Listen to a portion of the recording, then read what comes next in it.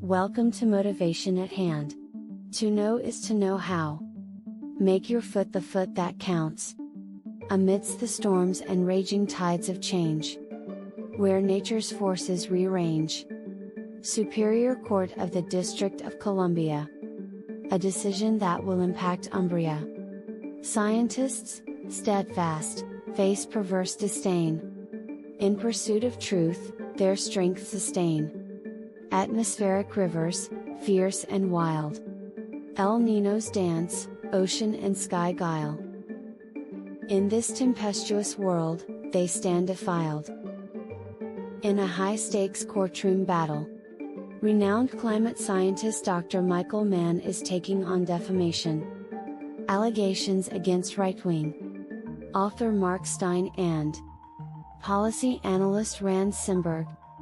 The trial, which has spanned more than a decade, highlights the increasing challenges faced by climate scientists in the age of misinformation. Mann's case holds significant implications not just for him but for the broader scientific community. Dr. Michael Mann, a climate science pioneer, the Presidential Distinguished Professor at the University of Pennsylvania, is no stranger to accolades and recognition for his contributions to climate science. Notably, his groundbreaking work includes the creation of the iconic hockey stick graph. This graph, which illustrated centuries of stable global temperatures followed by a sharp increase coinciding with human industrial activities, played a pivotal role in raising public awareness about global warming. However, the graph's accessibility and impact made it a target for climate change deniers, some of whom were funded by the fossil fuel industry. These attacks escalated to the point where Mann's research was investigated by Penn State University and the National Science Foundation. Despite these investigations finding no evidence of scientific misconduct was found. Nonetheless, doubts persisted among some critics. The defamation lawsuit, a decade in the making. The trial currently unfolding in D.C. Superior Court revolves around online posts by Mark Steyn and Rand Simberg. Simberg compared Mann to convicted child sex abuser Jerry Sandusky, referring to him as the Sandusky of climate science and alleging that Mann molested and tortured data. Steyn accused Mann of fraudulent research.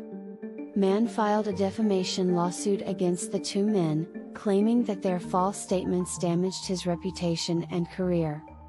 The trial also initially included the publishers of the posts, National Review and the Competitive Enterprise Institute, but they were exempted from liability in a 2021 court ruling. Throughout the legal proceedings, Mann argued that he had lost funding and research opportunities due to the allegations. Steyn, on the other hand, attempted to draw comparisons between Mann's case on the child sexual assault scandal at Penn State, insinuating that the university had a history of covering up misconduct. Broader implications for climate scientists. Dr. Mann's case is emblematic of a broader trend.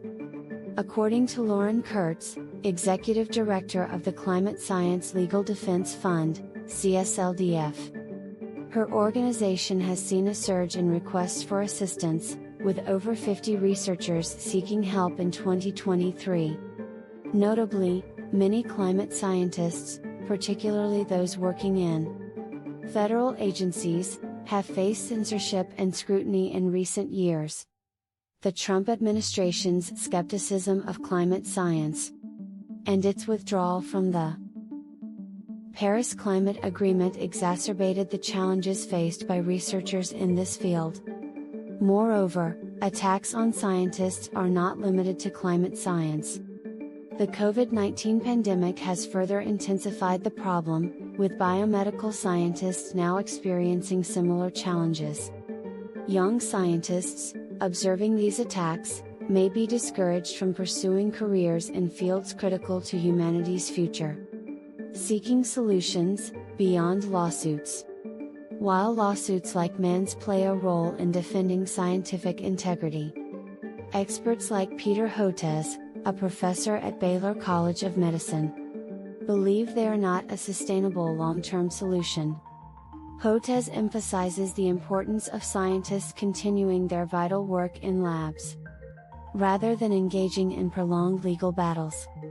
Imran Ahmed, CEO of the Center for Countering Digital Hate, underscores the need for social media companies to address attacks on scientists that frequently occur on their platforms. Research has shown that social media can be a breeding ground for scientific misinformation. Hotez and Mann are collaborating on a project that explores the intersection of attacks on climate science and biomedicine.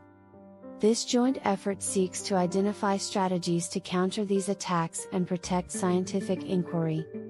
As the trial of Dr. Michael Mann unfolds, it sheds light on the challenges faced by climate scientists and the broader scientific community.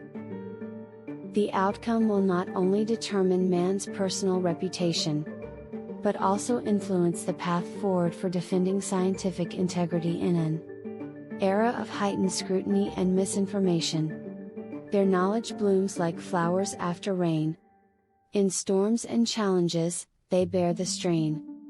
Resilient hearts, against the slander, fight, guiding us through darkness with their guiding light. So let us honor those who dare to see the truths of earth, through turmoil and decree. In the face of storms, they rise above the fray. The need to know is here to stay. Much appreciation to you for giving of your time with us at Motivation at Hand. To know is to know how. We trust you will come back soon.